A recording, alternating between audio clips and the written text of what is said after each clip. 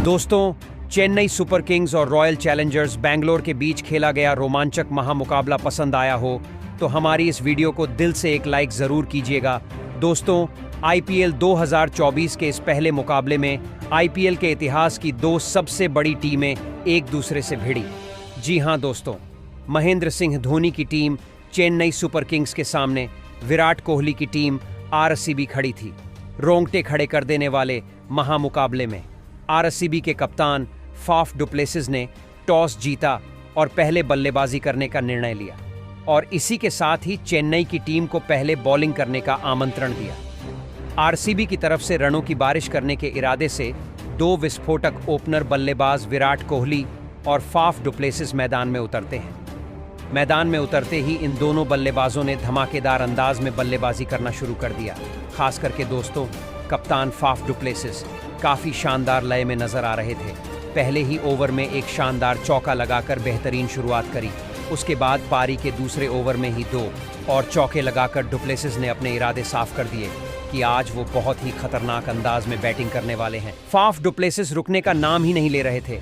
Power play के हर एक over में चौके लगा रहे थे। लेकिन दोस्तों, पारी के 5वें ओवर में गेंदबाजी करने आए मुस्तफिजुर ने दो बड़े झटके एक साथ दे दिए। चौथे ओवर की तीसरी गेंद पर सेट बल्लेबाज डुप्लेसिस को रचिन रविंद्र के हाथों कैच आउट करवा दिया। डुप्लेसी 23 गेंदों में 35 रन बनाकर आउट हुए, जिसमें उन्होंने 8 चौके लगाए थे।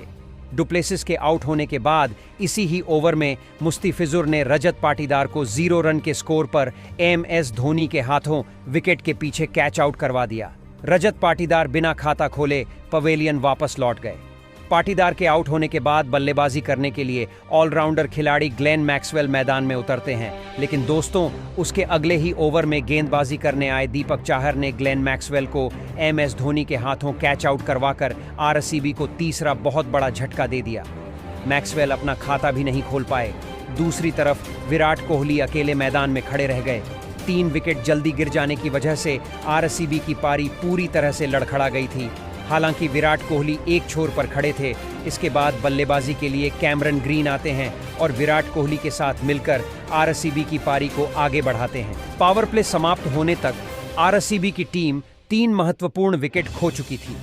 आरसीबी टीम का स्कोर 40 रन के पार हो चुका था। आरसीबी की टीम पूरी तरह से दबाव में आ चुकी थी। कैमरून ग्रीन और विराट कोहली के बीच थोड़ी बहुत साझेदारी जैसे ही पनपती है। पारी के 12वें में गेंदबाजी करने आए मुस्तफिजुर ने एक बार फिर विराट कोहली को रचिन रविंद्र के हाथों कैच आउट करवा के आरसीबी को चौथा झटका दे दिया। विराट कोहली 20 गेंदों में 21 रन बनाकर आउट हो जाते हैं। आरसीबी की टीम बहुत ही बुरे संकट में फंस चुकी थी।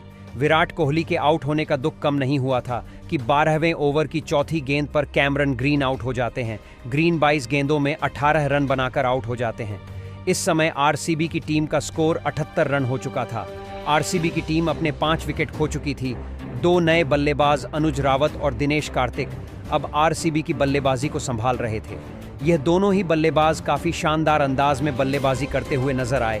जहां इस पिच पर टॉप ऑर्डर के बल्लेबाज फ्लॉप साबित हुए, वहीं पर दिनेश कार्तिक और अनुज रावत लंबे लंबे छक्के और चौके लगा रहे थे। आरसीबी की लड़खड़ाती हुई पारी में इन दोनों बल्लेबाजों ने जान डाल दी। 17 ओवर की समाप्ति के बाद आरसीबी की टीम का स्कोर 130 रन हो चुका था। अनुज रावत और दिनेश कार्तिक के बीच 50 रनों की साझेदारी हो चुकी थी। अनुज रावत धीरे धीरे अपने अर्धशतक के करीब पहुंच रहे थे। 19वें ओवर में अनुज रावत ने 2 लंबे लंबे छक्के लगाए। कुल मिलाकर 20 ओवर की समाप्ति के बाद आरसीबी की टीम 173 रन के स्कोर तक पहुंच गई थी। लास्ट में आकर अनुज रावत ने 48 और दिनेश कार्तिक ने नाबाद 38 रन की पारी खेली।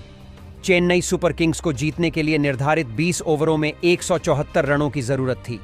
चेन्नई की तरफ से पारी की शुरुआत करने के लिए कप्तान ऋतुराज गायकवाड़ के साथ न्यूजीलैंड के धाकड़ बल्लेबाज रचिन रविंद्र मैदान में उतरते हैं। पहले ही ओवर में गायकवाड़ ने मोहम्मद सिराज को 2 चौके मारकर चेन्नई को एक बढ़िया शुरुआत दिलाई। दूसरे ओवर में रचिन रविंद्र ने भी 1 चौका मारकर अपना खाता खोला। दोनों ही खिलाड़ी पावर प्ले में शानदार बल्लेबाजी कर रहे थे।